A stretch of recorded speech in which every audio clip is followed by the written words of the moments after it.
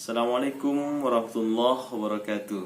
Waalaikumsalam warahmatullahi wabarakatuh. Selamat malam ibu-ibu. Semoga pada malam hari ini selalu diberikan kesehatan dan nikmat sempat.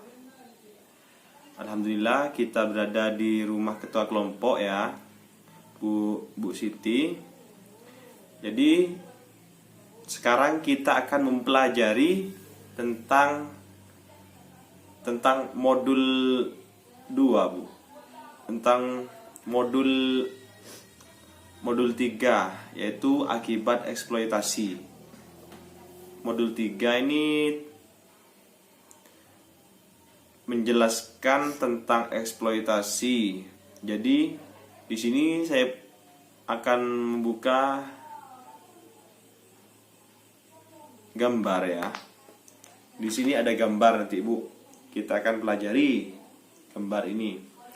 Jadi yang pertama, sebelum memasuki gambar, saya akan menjelaskan apa itu eksploitasi. Ya, Bu. Eksploitasi ialah simpelnya yaitu merugikan di pihak lain. Merugikan sebelah pihak begitu. Maksudnya di dalam bab ini, di dalam modul ini, eksploitasi yaitu merupakan penyalahgunaan tenaga anak, yaitu anak itu disalahgunakan, Bu, untuk disuruh bekerja demi keuntungan orang tua atau orang lain. Seperti menyuruh anak bekerja, mengarahkan anak kepada pekerjaan yang seharusnya belum waktunya anak itu bekerja. Misalkan kelas 2 SD itu disuruh kerja cari sampah, jual koran. Nah, itu namanya eksploitasi, menyalahgunakan, yaitu membuat kerugian terhadap anak yang tak wajar. Sebab anak itu pada masa SD, kelas SD itu masa sekolah, masa-masa di sekolah ya. Terus eksploitasi juga terdapat dalam seksual ya. Eksploitasi seksual adalah melibatkan anak dalam aktivitas seksual yang belum dipahaminya. Jadi anak, misalkan anak di bawah umur, seperti kalau sekarang ya SMP ke bawah sampai SD itu kan masih di bawah umur. Jadi itu sama orang tuanya banyak sekarang dipekerjakan untuk seks komersial gitu ya, penjualan anak gitu. Itu artinya suatu perbuatan yang tidak baik dari orang lain, kegiatan yang mengarahkan pada suatu yang dikenal dengan kata pornografi ya, bisnis prostitusi begitu. Juga di sini kita kan membahas tentang akibat eksploitasi. Akibat eksploitasi itu seperti contohnya dulu ya. Contohnya eksploitasi itu yang terjadi di kalangan umum kita, yaitu memanfaatkan anak untuk mengemis, menjadi pemulung, menjadi pengamen, jualan koran, penjajah koran begitu. Yaitu juga memaksa anak di bawah umur untuk menjadi pekerja seks komersial gitu. Terus saya akan membukakan gambar ya, gambar cerita tentang eksploitasi ini, Bu ya. Di sini, Bu. Di sini terdapat anak yang menjual koran, dan anak itu komen terhadap dirinya, hati nuraninya, saya pengen sekolah begitu, hati kecilnya. Kenapa anak-anak yang lain bisa sekolah begitu, ibu-ibu. Ya, ini hasil menjual korannya dikasihkan ke bapaknya. Bapaknya karena sakit, ibunya pemulung begitu, ibu.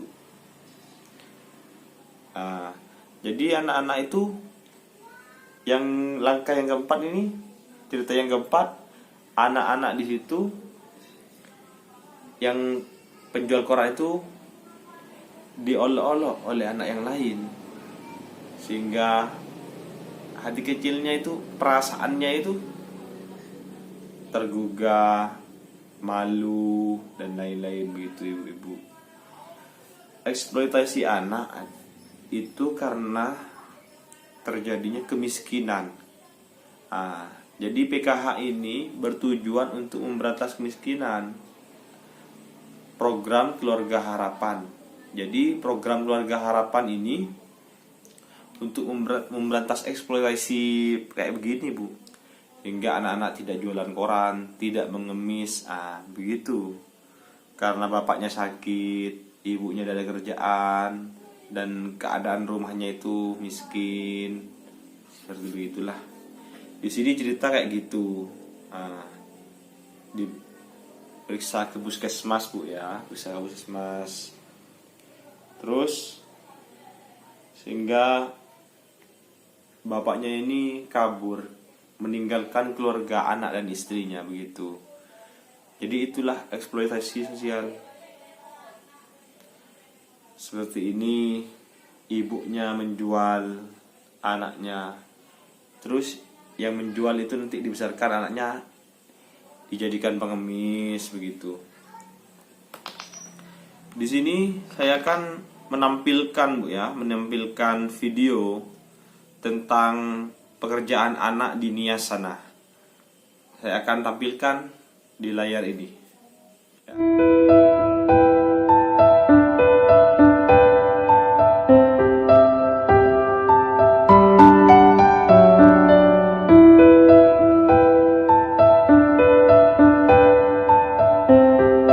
Namaku Yeni, aku berumur 13 tahun. Kerja di sungai setiap hari, mengumpulkan batu-batu sungai. Kecuali hari Minggu, aku libur. Ibuku dan saudara-saudaraku juga bekerja di sini, kecuali ayah. Kami mengambil batu dari sungai, memasukkannya ke dalam kereta sorong, dan adik perempuanku membantuku mendorong ke darat. Kemudian kami memecah batu-batu itu menjadi lebih kecil, lalu menjualnya. Kerjaan ini berat sekali, di sini juga sangat panas. Kakiku gatal-gatal karena air sungai yang kotor. Semut juga menggigit aku. Kadang-kadang waktu aku memecah batu dengan palu, tak sengaja aku memukul tanganku. Jariku berdarah. Kalau parah, aku harus pulang ke rumah. Aku putus sekolah di kelas 4 SD karena ayahku jatuh sakit. Ayahku lumpuh dan tidak bisa bekerja lagi. Kami tidak punya uang, tapi aku masih punya keinginan bersekolah. Aku suka belajar keras di sekolah karena aku bercita-cita menjadi seorang guru. Guru bisa mengajar dan membuat anak-anak pandai.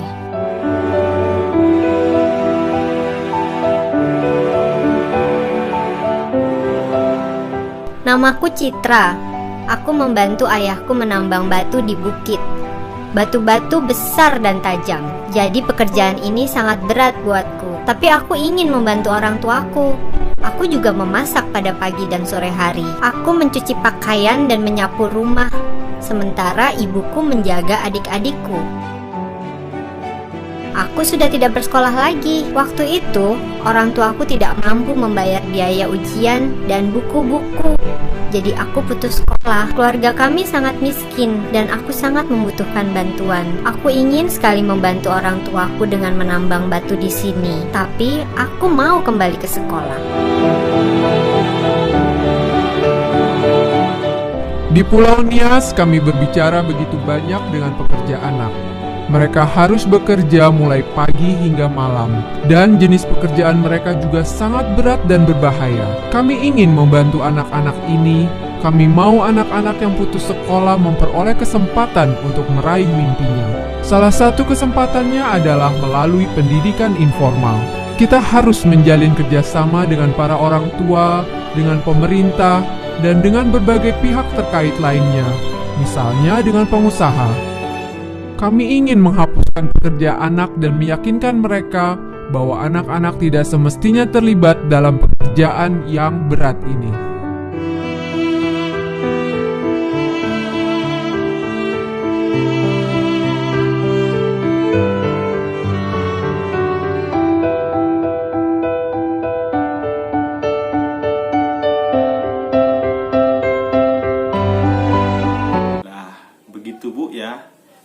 melihat video barusan betapa banyak saudara-saudara kita di sana yang kelaparan, yang masih anak-anak terlantar begitu Bu.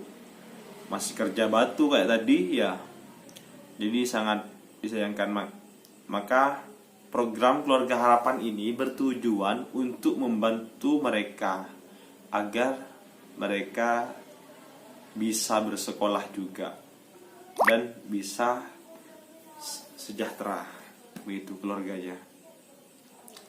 Nah, di sini juga kita sebab KPM, keluarga penerima manfaat, juga banyak juga yang berprestasi. Contohnya seperti anak tukang becak yang lulus di Universitas Semarang sana.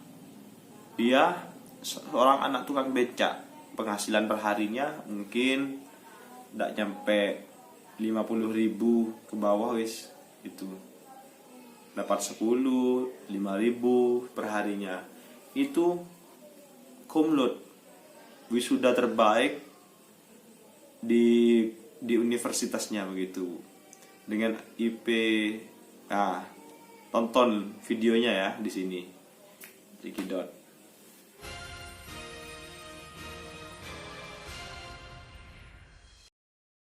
Pemirsa, keterbatasan ekonomi bukanlah satu hambatan untuk bisa berprestasi. Hal tersebut sudah dibuktikan oleh seorang gadis asal Kendal, Jawa Tengah. Anak seorang tukang beca ini menjadi wisudawan terbaik dengan IPK nyaris sempurna, yakni mencapai 3,96.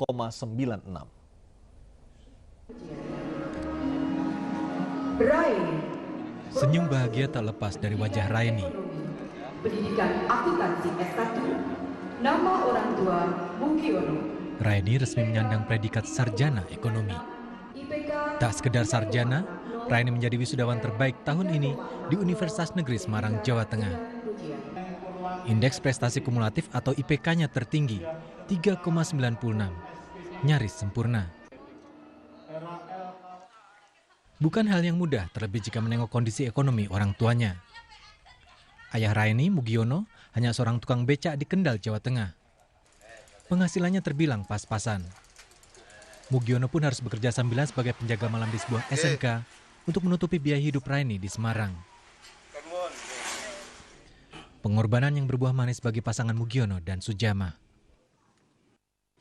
Rian nggih ngoten ajeng sekolah lah kok Pak sekolah nah wong aku kira di duit kula ngoten kok bapake beca kok sing pake bayar napa kula ngoten. Wis mak ora sah sekolah kok anak aku ora ana sekolah biasa aku ora Pak sekolah meneh mak.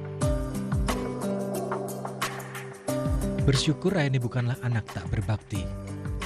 Dara berusia 21 tahun ini tak pernah malu mengakui bahwa orang tuanya, seorang tukang becak, berhasil membawanya menjadi seorang sarjana. Bahwa keterbatasan ekonomi bukan merupakan penghalang, tetapi justru itu yang membuat kita untuk semakin lebih bersemangat, bahwa membuktikan bahwa kita bisa seperti yang lainnya. Raini pun sangat bangga pada orang tuanya. Seorang tukang becak yang gigih berjuang demi masa depan buah hati mereka. Raini seolah memberikan pesan bahwa keterbatasan ekonomi bukanlah penghalang untuk berprestasi dan mengenyam pendidikan setinggi mungkin. Dari Semarang dan Kendal, Jawa Tengah, Kristadi dan Edi Praitno melaporkan. Nah, Ibu kan sudah nonton video barusan. Jadi anak KPM bisa lulus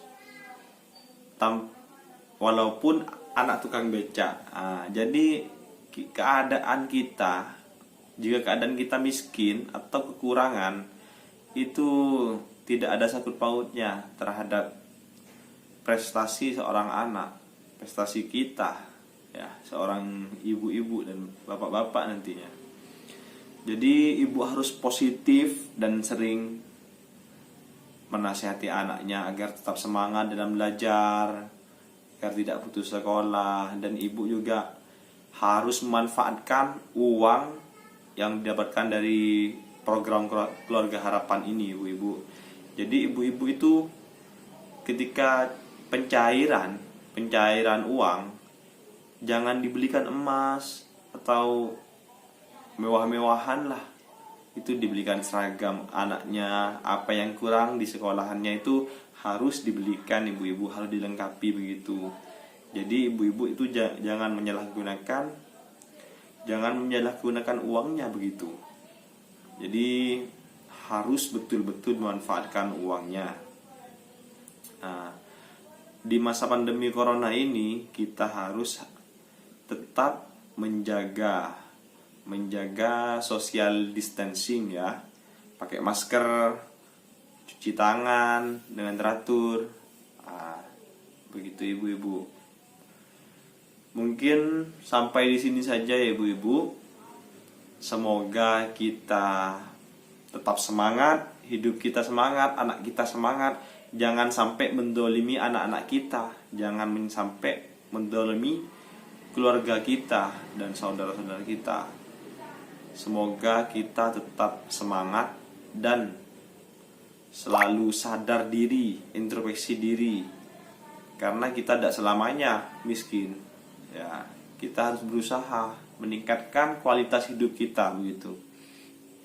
Mungkin sampai di sini, marilah kita berdoa semoga kita dan keluarga kita semua diberikan kesehatan dan lancar rezeki.